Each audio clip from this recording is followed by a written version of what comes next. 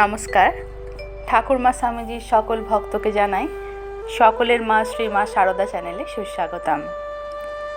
ঠাকুরমা স্বামীজির কৃপায় আশা করি আপনারা সকলেই কুশলে আছেন।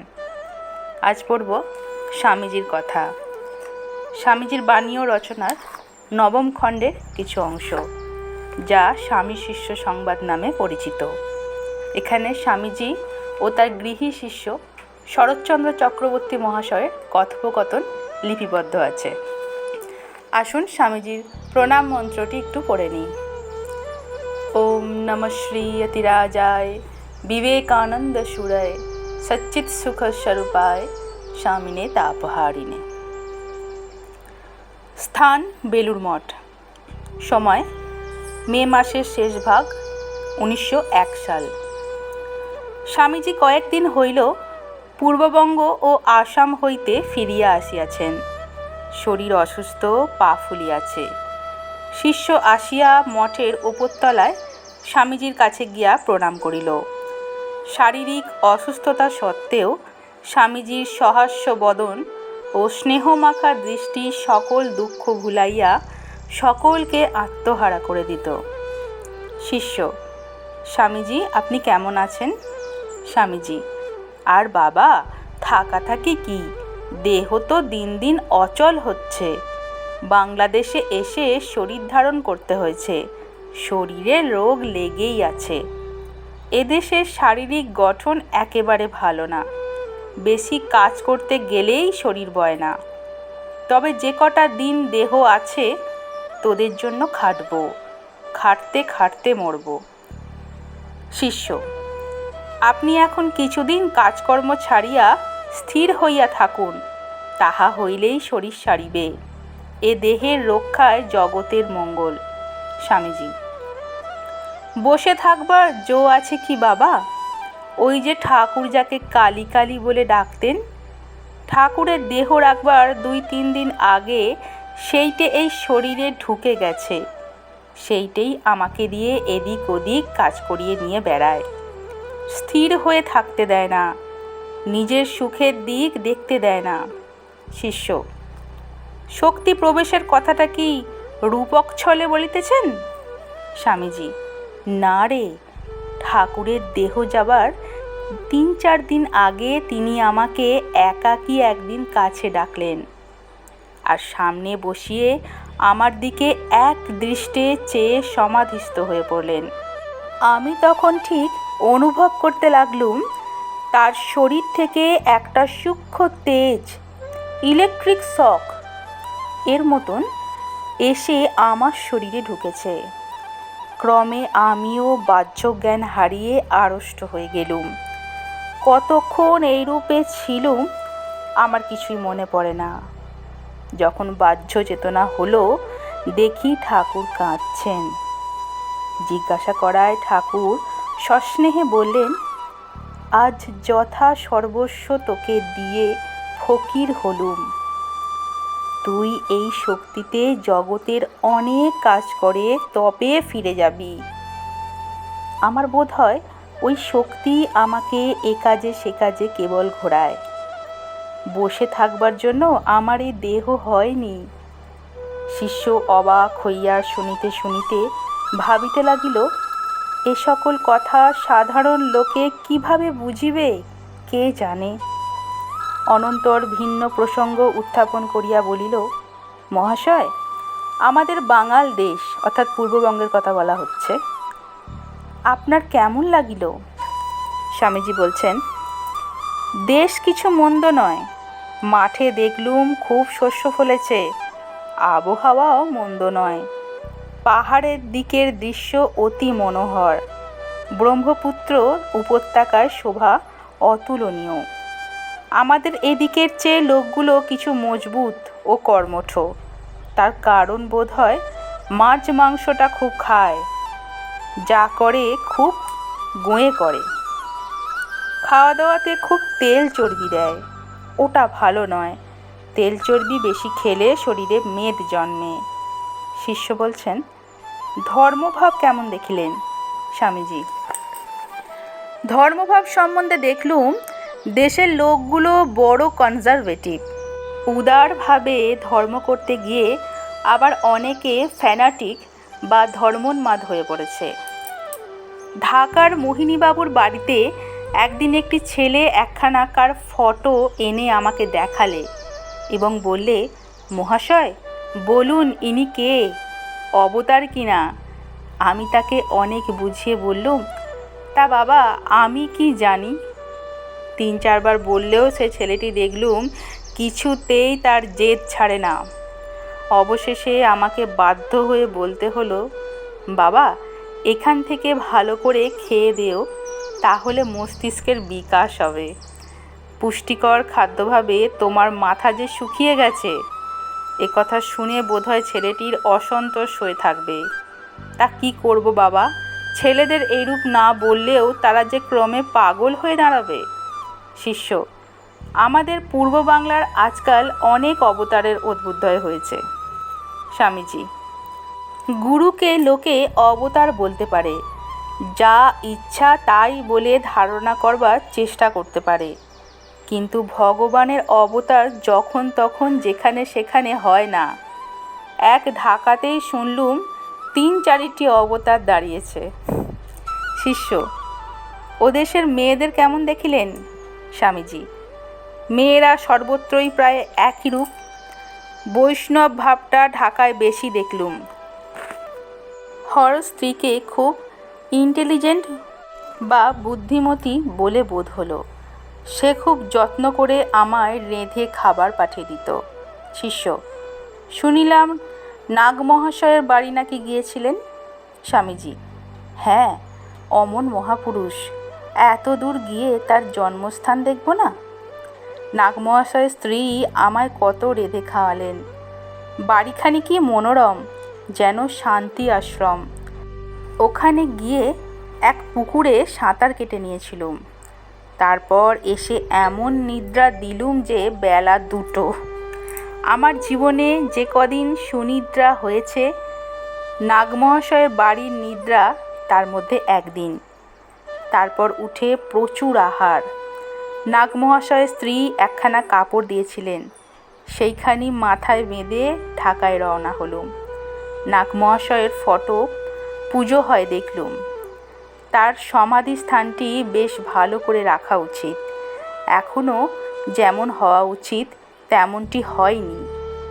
শিষ্য, মহাশয়, নাগমহাশয়কে ওদেশের লোকে তেমন চিনিতে পারে নাই। স্বামীজি, ওসব মহাপুরুষকে সাধারণে কি বুঝিবে? যারা তার সঙ্গ পেয়েছে তারাই ধন্য। শিষ্য, কামাখ্যা অর্থাৎ আসাম গিয়ে কি দেখিলেন? স্বামীজি, শিলং পাহাড়টি অতি সুন্দর। সেখানে চিফ কমিশনার কটন অর্থাৎ স্যার হেনরি কটন সাহেবের সঙ্গে দেখা হয়েছিল। তিনি আমায় জিজ্ঞাসা করেছিলেন, স্বামীজি, ইউরোপ ও আমেরিকা বেরিয়ে এই দূর পর্বত প্রান্তে আপনি কি দেখতে এসেছেন? কটন সাহেবের মতো অমন সদাশয় লোক প্রায় দেখাই যায় না। আমার অসুখ শুনে সরকারি ডাক্তার পাঠিয়ে দিয়েছিলেন। দুবেলা আমার খবর নিতেন। সেখানে বেশি লেকচার করতে পারিনি, শরীর বড় অসুস্থ হয়ে পড়েছিল। রাস্তায় নিতাই খুব সেবা করছিল। শিষ্য, সেখানকার ধর্মভাব কেমন দেখলেন? স্বামীজি, তন্ত্রপ্রধান দেশ।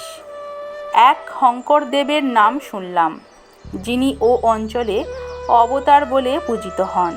শুনলুম তার সম্প্রদায় খুব বিস্তৃত। ওই শঙ্করদেব শঙ্করাচার্যেরই নামান্তর কিনা বুঝতে পারলাম না।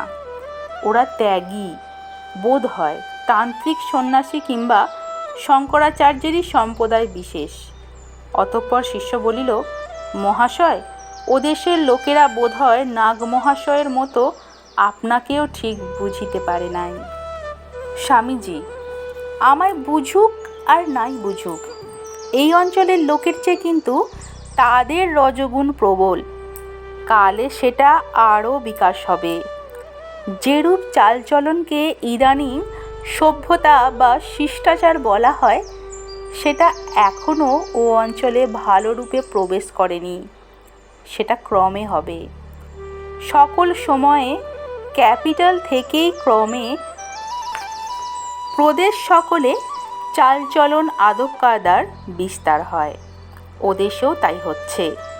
যে দেশে নাগ মহাশয়ের মতো মহাপুরুষ জন্মায়, সে দেশের আবার ভাবনা, তার আলোতেই পূর্ববঙ্গ উজ্জ্বল হয়ে আছে। শিষ্য: কিন্তু মহাশয়, সাধারণ লোক তাহাকে তত জানিত না। তিনি বড় গুপ্তভাবে ছিলেন। স্বামীজি: ও দেশে আমার খাওয়া দাওয়া নিয়ে বড় গোল করত, বলতো ওটা কেন খাবেন, ওর হাতে কেন খাবেন ইত্যাদি। তাই বলতে হতো, আমি তো সন্ন্যাসী ফকির লোক, আমার আবার আচার কি? তোদের শাস্ত্রেই না বলেছে, চরেন মাধুকরিং বৃত্তিমপি ম্লেচ্ছ কুলাদপি। এর অর্থ হলো, মাধুকরী ভিক্ষা ম্লেচ্ছ জাতি হইতেও গ্রহণ করিবে। তবে অবশ্য বাইরের আচার ভিতরে ধর্মের অনুভূতির জন্য প্রথম প্রথম চাই, শাস্ত্রজ্ঞানটা নিজের জীবনে প্র্যাকটিক্যাল করে নেবার জন্য চাই। ঠাকুরের সেই পাঁজি নেংড়ানো জলের কথা শুনেছিস তো? পাঁজিতে লেখা থাকে, এবৎসর 20 আড়া জল হবে, কিন্তু পাঁজিখানা নেংড়ালে 1 ফোঁটা জলও পড়ে না। সেইরূপ শাস্ত্রে লেখা আছে, এইরূপ করলে ওইরূপ করলে ঈশ্বর দর্শন হয়, না করে কেবল শাস্ত্র নিয়ে নাড়াচাড়া করলে কিছুই ফল পাওয়া যায় না।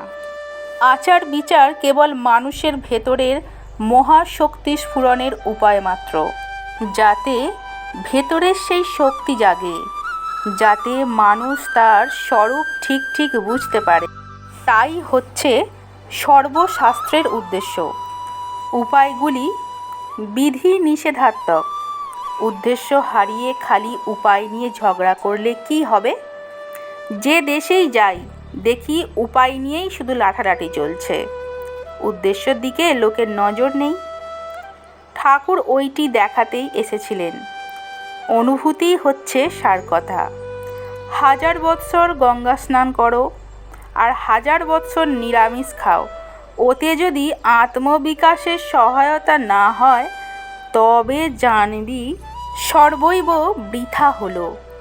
আর আচার বর্জিত হয়ে যদি কেউ আত্মদর্শন করতে পারে, তবে সেই অনাচারই শ্রেষ্ঠ আচার। তবে আত্মদর্শন হলেও লোকসংস্থিতির জন্য আচার কিছু কিছু মানা ভালো। মোট কথা, মনকে একনিষ্ঠ করা চাই। এক বিষয়ে নিষ্ঠা হলে মনের একাগ্রতা হয়, অর্থাৎ মনের অন্য বৃত্তিগুলি নিভে গিয়ে এক বিষয়ে একটানতা হয়। অনেকের বাহ্য আচার বা বিধিনিষেধের জালেই সব সময়টা কেটে যায়, আত্মচিন্তা আর করা হয় না। দিন রাত বিধিনিষেধের গণ্ডির মধ্যে থাকলে আত্মার প্রসার হবে কি করে? যে যতটা আত্ম অনুভূতি করতে পেরেছে, তার বিধিনিষেধ ততই কমে যায়। আচার্য শঙ্করও বলেছেন, নিশ্চয়ই গুণ্যে পথি বিচারতাং কো বিধি কো নিষেধ। এতএব মূল কথা হচ্ছে অনুভূতি। তাই জানবি গোল বা উদ্দেশ্য, মত পথ রাস্তা মাত্র। কার কতটা ত্যাগ হয়েছে, এইটি জানবি উন্নতির টেস্ট, কোষ্ঠী পাথর। কামকাঞ্চনের আসক্তি যার মধ্যে দেখবি কমতি, সে যে মতের যে পথের লোক হোক না কেন, জানবি তার শক্তি জাগ্রত হচ্ছে, জানবি তার আত্ম অনুভূতির দৌড় খুলে গেছে। আর 1000 আচার মেনে চল, 1000 শ্লোক আওড়া, তবু যদি ত্যাগের ভাব না এসে থাকে, তো জানবি জীবন বৃথা। এই অনুভূতি লাভে তৎপর হ, লেগে যা। শাস্ত্রটাস্ত্র তো ঢের পড়লি, বল দেখি তাতে হলো কি? কেউ টাকার চিন্তা করে ধনকুবের হয়েছে, তুই না হয় শাস্ত্র চিন্তা করে পণ্ডিত হয়েছিস। উভয়ই বন্ধন। পড়া বিদ্যা লাভে বিদ্যা অবিদ্যার পারে চলে যা। শিষ্য: মহাশয়, আপনার কৃপায় সব বুঝি, কিন্তু কর্মের ফেরে ধারণা করিতে পারি না। স্বামীজি: কর্মফর্ম ফেলে দে। তুই পূর্বজন্মে কর্ম করে এই দেহ পেয়েছিস।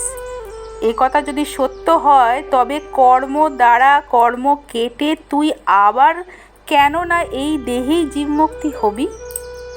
জানবি মুক্তি বা আত্মজ্ঞান তোর নিজের হাতে রয়েছে। জ্ঞানে কর্মের লেশ মাত্র নেই। তবে যারা জীবমুক্ত হয়েও কাজ করে তারা জানবি পরহিতায় কর্ম করে। তারা ভালো মন্দ ফলের দিকে চায় না। কোনো বাসনা বীজ তাদের মনে স্থান পায় না। সংসারাশ্রমে থেকে ঐরূপ যথার্থ পরহিতায় কর্ম করা এক প্রকার অসম্ভব জানবি। সমগ্র হিন্দু শাস্ত্রে ওই বিষয়ে এক জনক রাজারই নাম আছে। তোরা কিন্তু এখন বছর বছর ছেলে জন্ম দিয়ে ঘরে ঘরে জনক হতে চাস। শিষ্য, আপনি কৃপা করুন যাহাতে আত্মানুভূতি লাভ এই শরীরেই হয়। স্বামীজি, ভয় কি? মনের ঐকান্তিকতা থাকলে আমি নিশ্চয় বলছি এ জন্মেই হবে। তবে পুরুষাকার চাই। পুরুষাকার কি জানিস? আত্মজ্ঞান লাভ করবই করব।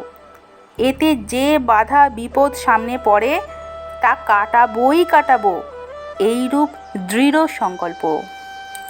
মা বাপ, ভাই বন্ধু, স্ত্রী পুত্র মরে মরুক, এ দেহ থাকে থাক, যায় যাক, আমি কিছুতেই ফিরে চাইব না যতক্ষণ না আমার আত্মদর্শন ঘটে। এই রূপে সকল বিষয় উপেক্ষা করে এক মনে নিজের গোল বা লক্ষ্যে দিকে অগ্রসর হবার চেষ্টার নামই হলো পুরুষাকার। নতুবা অন্য পুরুষাকার তো পশু পক্ষীরাও করছে। মানুষ এ দেহ পেয়েছে কেবলমাত্র সেই আত্মজ্ঞান লাভের জন্য। সংসারে সকলে যে পথে যাচ্ছে তুইও কি সেই স্রোতে গা ঢেলে চলে যাবি? তবে আর তোর পুরুষাকার কি? সকলে তো মরতে বসেছে। তুই যে মৃত্যু জয় করতে এসেছিস, মহাবীরের মতো অগ্রসর হ। কিছুতেই ভ্রুক্ষেপ করবি নি। কদিনের জন্যই বা শরীর, কদিনের জন্যই বা সুখ দুঃখ। যদি মানব দেহই পেয়েছিস তবে ভিতরের আত্মাকে জাগা আর বল, আমি অভয় পদ পেয়েছি। বল, আমি সেই আত্মা যাতে আমার কাঁচা আমিত্ব ডুবে গেছে। এইভাবে সিদ্ধ হয়ে যা। তারপর যতদিন দেহ থাকে ততদিন অপরকে এই মহাবীর্যপ্রদ অভয় বাণী শোনা। তত্ত্বমসি। উত্তিষ্ঠত জাগ্রত, প্রাপ্য বরান নিবোধত। এটি হলে তবে জানব যে তুই যথার্থই একগুঁয়ে বাঙাল। নমস্কার। আজকে স্বামীজির কথা আমরা এখানেই সমাপ্ত করলাম। আজকের ভিডিওটি হয়তো একটু লম্বা হয়ে গেল, তবে আশা করি আপনাদের সকলের ভালো লেগেছে। ঠাকুরমা স্বামীজির কৃপায় আপনারা সকলে ভালো থাকুন, সুস্থ থাকুন ও আনন্দে থাকুন। জয় রামকৃষ্ণ, জয় মা, জয় তো স্বামীজি মহারাজ। ধন্যবাদ।